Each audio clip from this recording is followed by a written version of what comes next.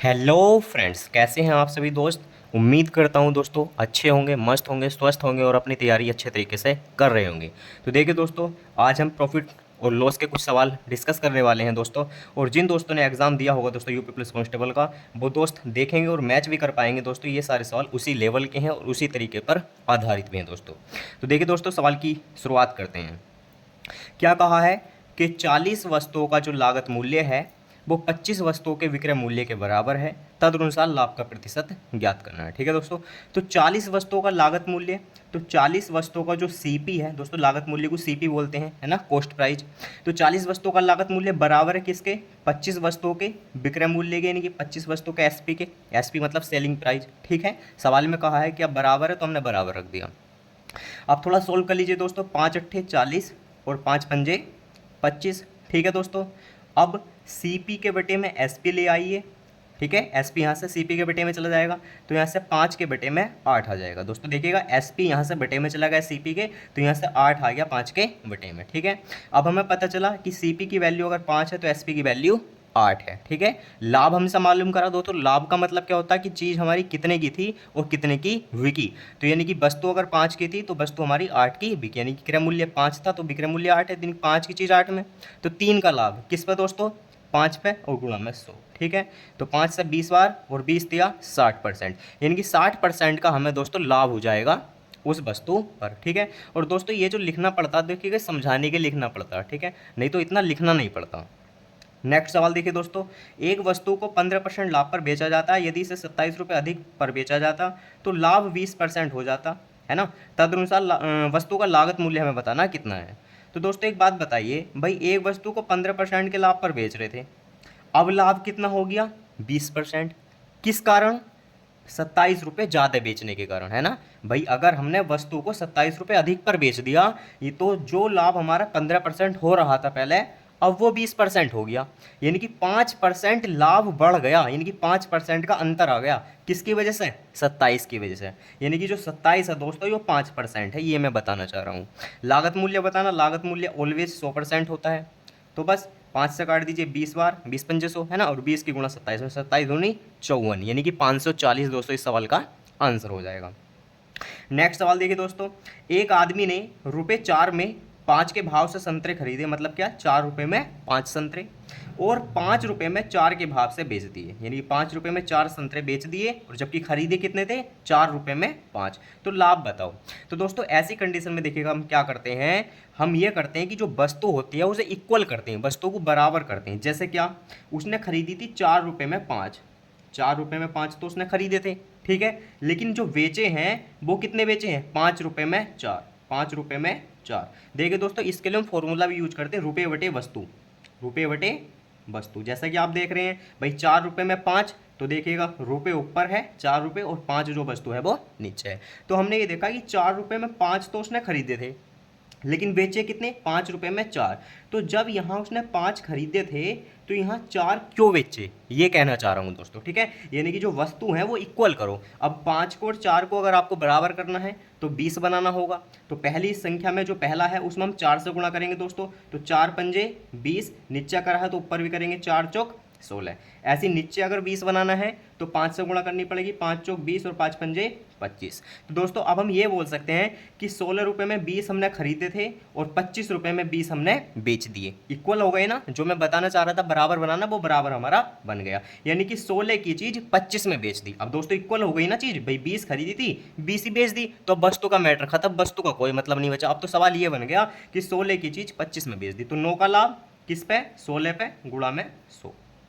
ठीक है दोस्तों, अब आप इसे सोल्व कर सकते हैं। 9/16 कितना होता है, अगर आपकी फ्रैक्शन वैल्यू याद है तब आप और आसानी से इसे सोल्व कर सकते हैं, नहीं तो आप वैसे भी सोल्व कर सकते हैं। कैसे दोस्तों, 4 से काट लीजिएगा, 4 चौक 16 और 4 से 25 बार कटेगा, 25 चौका 100, 25 नंबर होते हैं 225 और बटे में 4, 4 से काट देंगे, 4 पंजे 20, 2 बचा दोस्तों, 4 छंग 24। ठीक है, 56 पॉइंट समथिंग हमारा आंसर आ जाएगा दोस्तों। पूरा सोल्व नहीं करना भाई, 4 पंजे 20, 2 बचा 25 हो गया, 4 छंग 24, यानी 56 पॉइंट समथिंग आएगा, और 56 पॉइंट समथिंग एक ही ऑप्शन है दोस्तों। ठीक है, तो पूरा सोल्व नहीं करना, केवल इतने से हम आंसर टिक कर सकते हैं। तो दोस्तों 3 सवाल हमने कंप्लीट कर लिए, और 3 सवाल हैं, ये भी देख ली दोस्तों।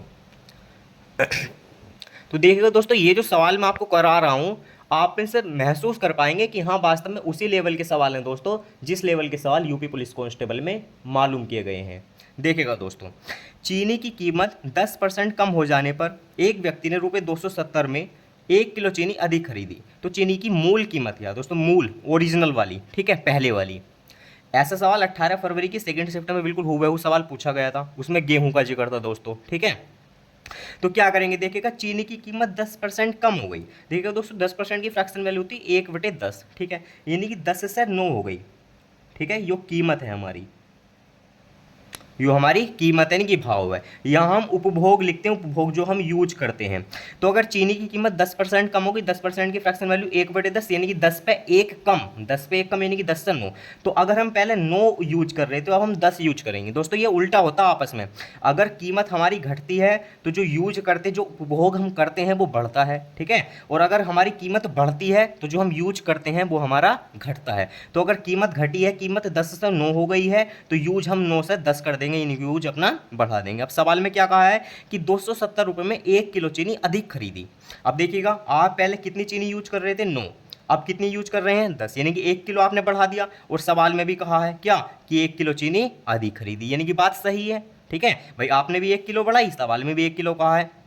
तो इसका मतलब ये हुआ कि पहले आप 9 किलो खा रहे थे 270 में, अब आप 10 किलो खा रहे हैं 270 में, ठीक है। तो पहले की कीमत निकालनी दोस्तों में, तो पहले की कीमत कैसे निकाल लेंगे भाई, 270 रुपये में 9 किलो, तो 1 किलो कितने में, 9 तिया 27 यानी कि 30 रुपये में। और अगर बाद वाली निकालनी हो दोस्तों, ये वाली, तो 10 से काट देंगे 0 यानी कि 27 रुपये। तो पहली कीमत चीनी की कितनी थी, मूल कीमत कितने रुपये प्रति किलो थी, तो 27 रुपये, 30 रुपये प्रति किलो थी। और अब जब घट गया दोस्तों तो कितनी हो गई हमारी, 27 रुपये प्रति किलो हुई, ठीक है। यहां से हम चारों चीज निकाल सकते हैं दोस्तों। अब कितनी खा रहे हैं, पहले कितनी खा रहे थे, अब कीमत क्या है, बाद की कीमत क्या है। तो मूल कीमत पूछी थी, तो मूल कीमत हमारी 30 रुपये प्रति केजी निकल कर आ गई। अब देखिएगा दोस्तों, एक दुकानदार अपनी चीज़ों को लागत मूल्य पर ही बेचता है, पर तौल में 1 किलो की बजाय कितना देता है दोस्तों, 800 ग्राम, ठीक है। इनकी दुकानदार की यही प्रॉब्लम होती है कि दिखावा तो करते हैं कि हाँ भाई लागत मूल्य पर बेच रहे हैं, लेकिन ये तौल में जो नापते हैं चीज़ों को उसमें झोल कर देते हैं। तो क्या होता है दोस्तों, हमें लाभ बताना कि कितना लाभ हुआ। अब एक बात बताइए भाई, 1 किलो की जगह कितने ग्राम दे रहा, 800 ग्राम, 1 किलो का मतलब 1000 ग्राम, तो 1 किलो की जगह यानी कि 1000 ग्राम की जगह 800 ग्राम दे रहा है, यानी कि 200 ग्राम बचा रहा है दोस्तों वो।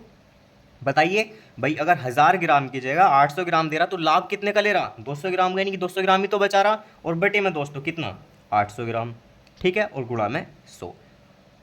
कोई दिक्कत नहीं है दोस्तों भाई, 1000 ग्राम की जगह 800 ग्राम दे रहा तो कितना बचा रहा, 200 ग्राम, और बटे में 800 ये वाला, और गुणा में 100। दोस्तों देखिएगा यहाँ हमें क्या करना, पूरा 1 किलो का बाट करना है, जैसे 200 और 800 1000 ग्राम यानी कि 1 किलो।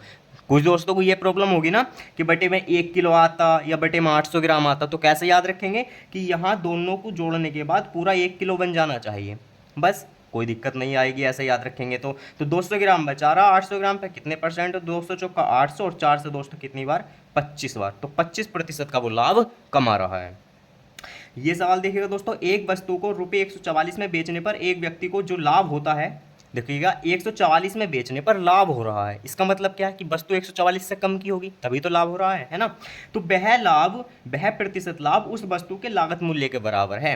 तो हमें वस्तु का लागत मूल्य बताना है। देखो दोस्तों, 144 में बेचने से जो उसे लाभ हो रहा है वो लाभ क्या है, वस्तु के लागत मूल्य के बराबर, ठीक है, जितना लाभ हो रहा है वो वस्तु के लागत मूल्य के बराबर। तो दोस्तों ऐसे सवाल में आपको क्या करना है, एक ट्रिक है दोस्तों, इसकी कैसे करते हैं, देखिएगा 144 है ना, इसकी आप फैक्टर कर लीजिए दोस्तों, और ऐसे फैक्टर करने हैं जिनका डिफरेंस 10 हो। फैक्टर तो बहुत सारे हो जाएंगे 144 के, लेकिन आपको कैसे दो फैक्टर करने हैं, आपको ऐसे दो फैक्टर करने हैं जिनका डिफरेंस 10 हो।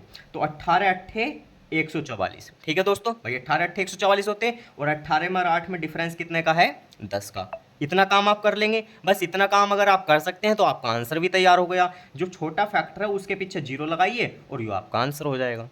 ठीक है दोस्तों, क्या करना है, ऐसी कंडीशन सवाल की याद होनी चाहिए, हमें पता होनी चाहिए कि इस कंडीशन में हम क्या करते हैं, 144 के जो भी संख्या होगी उसके ऐसे दो फैक्टर करने हैं जिनका डिफरेंस 10 होगा, और उन फैक्टर में से छोटे फैक्टर के आगे 0 लगा देंगे, 10 से गुणा कर देंगे तो हमारा आंसर आ जाएगा। तो 8 9 80। दोस्तों अगर हानि वाली कंडीशन होती तो हानि वाली कंडीशन में क्या करते हैं, अब के तो हमने ऐसे फैक्टर करे जिनका डिफरेंस 10 हो, लेकिन हानि वाली कंडीशन में ऐसे फैक्टर करते हैं जिनका योगफल 10 हो। ठीक है, बस उन दोनों के पीछे जीरो लगा देंगे, इसके भी और इसके भी, तो हमारा आंसर आ जाएगा हानि वाली कंडीशन में। लेकिन अभी के लिए आप इतना ही याद रखिए। थैंक यू दोस्तों, कैसी लगी है क्लास बताना बिल्कुल ना भूलें। और दोस्तों अगर वीडियो आपको अच्छी लगी है तो चैनल को सब्सक्राइब और वीडियो को लाइक दोस्तों जरूर कर लीजिएगा। थैंक यू दोस्तों।